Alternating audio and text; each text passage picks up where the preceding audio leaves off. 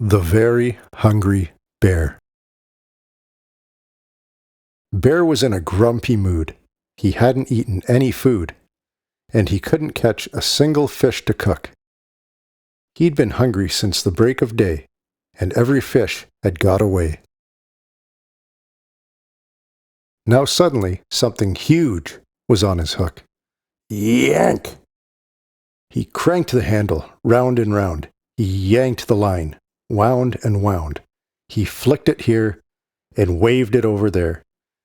A hungry bear is very strong, so it didn't take him very long to discover that he'd caught a polar bear.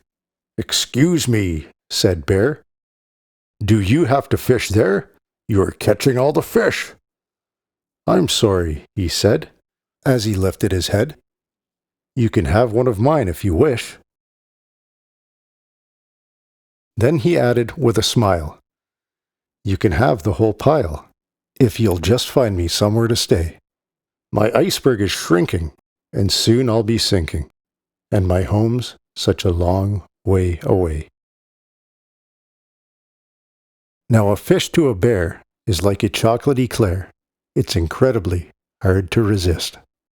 So the thought of a pile that would last for a while was an offer too good to be missed. With a splosh and a splish and an armful of fish, Bear led the way through the trees.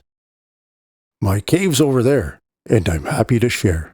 You can stay for as long as you please." But his guest shook his head. "I'm so sorry," he said. "Well, your cave is particularly nice. It's just a bit hot for this coat I've got, and the fire is melting my ice." So they went to see Mole, and he dug them a hole, which was cooler, but just a bit small. And they visited Croc on his cool river rock, but he wasn't that helpful at all.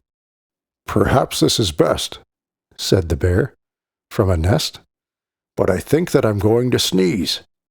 Then he squinted his eyes, and he said with surprise, "Ah, choo!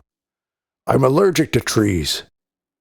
So the bear with white hair followed right behind Bear to the only place left they could go, away from the trees and the warm summer breeze.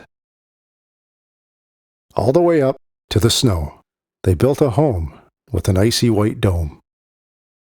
And Bear left a house-warming dish. With a smile and a wave, Bear went back to his cave. And he stopped on the way for a fish.